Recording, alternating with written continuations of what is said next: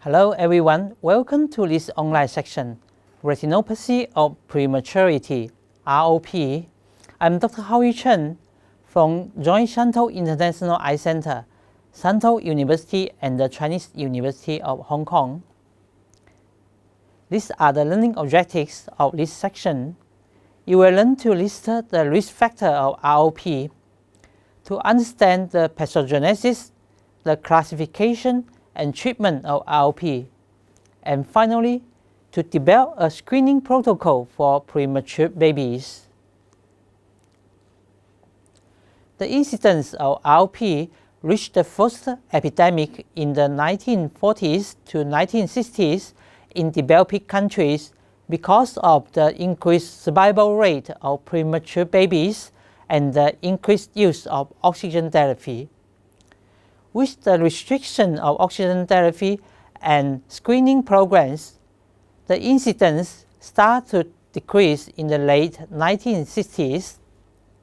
However, in recent years, we experienced a second peak of ROP because of more extreme low birth weight babies surviving. In developing countries, the incidence of ROP also follows a similar but delayed pattern. There are several risk factors for ROP. The first one is prematurity. The lower the gestational age, the higher incidence of ROP. The second is low birth weight. The lower the birth weight, the higher incidence of ROP. However, these two factors cannot be modified. The third risk factor is oxygen therapy, especially high concentration and prolonged oxygen inhalation. Pediatricians should balance the improved survival and risk of ROP when using oxygen supplementation. Some comorbidities also contribute to the development of ROP, such as neurological dysfunction and branch pulmonary dysplasia. Treatment of these comorbidities would also reduce the risk of ROP. The development of retinal vasculature starts from the optic disc to the oral ciliata. The vessel reaches the nasal oral ciliata at 36 weeks, the temporal oral ciliata at 40 weeks. In utero, the hypoxic environment drives the development of retinal vessels. Therefore, in the preterm newborn, the retinal vasculature has not fully developed. Further development starts in the related hypoxic atrophy and more so with oxygen therapy. This is phase 1. Then, as the baby grows, the metabolic activity increases while the oxygen supply is limited due to poorly developed vessel. The ischemic retinal cells will secrete vascular endothelial growth factor (VEGF) and lead to neovascularization. Further proliferation will cause traction force on the retina and retinal detachment. The diagnosis of ROP is based on retinal examination with binocular indirect ophthalmoscopy or wide-angle laser scanning ophthalmoscopy. The left picture shows an examination using binocular indirect ophthalmoscopy. It is portable and not expensive, but it requires an experienced examiner, and the image cannot be recorded. On the right, we have a wide-angle laser scanning ophthalmoscopy that can record the images for subsequent analysis. A nurse or technician can perform the examination, but the device is expensive.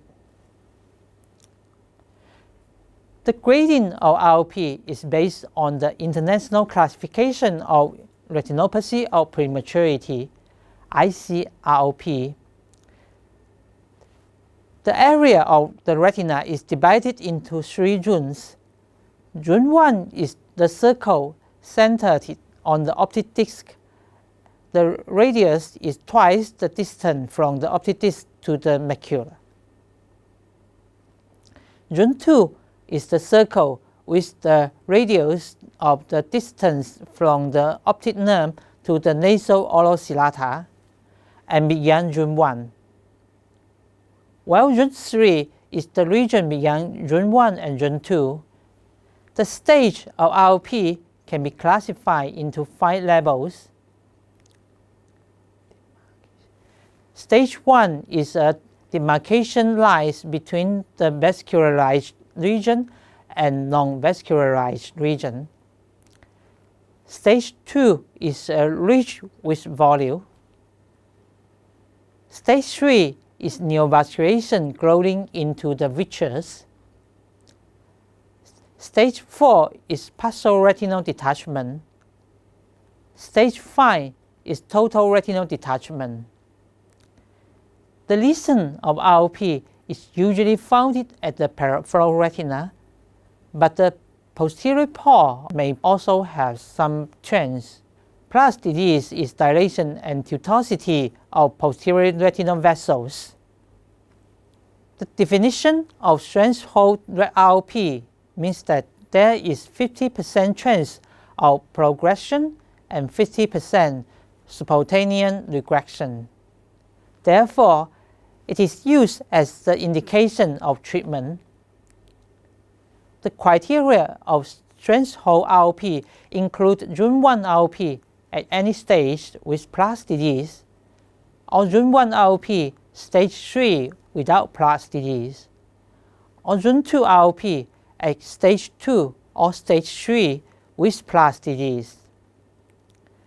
The development of ROP usually takes 3 to 6 weeks from stage 1 to stage 4.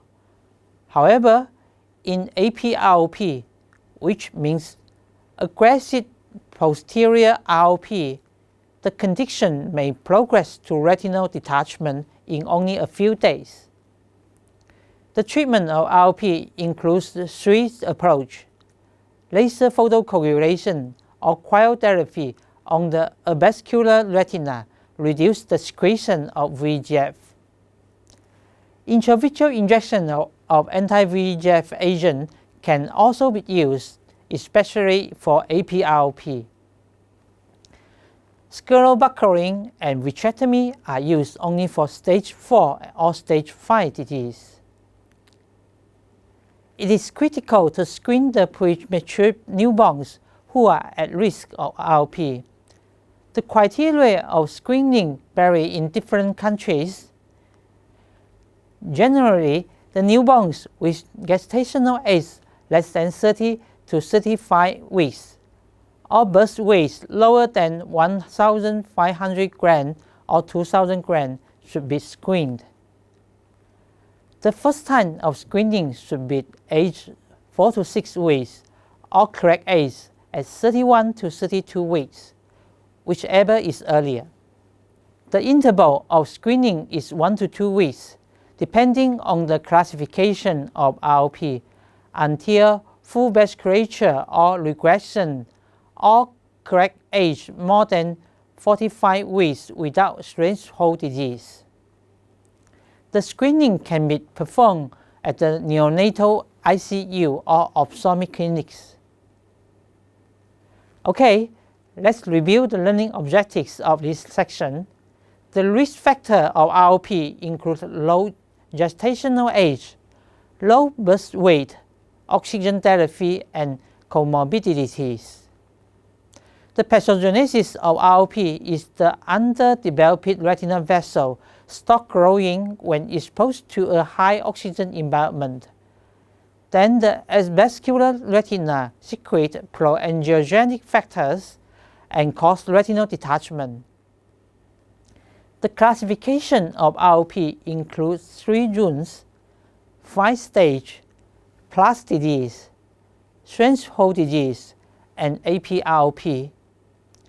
The treatment of ROP includes laser photocoagulation, cryotherapy, intravitreal injection of anti-VEGF agent, and surgery. Screening is critical in preventing blindness caused by ROP. Thank you for joining us. Here are some references for further reading.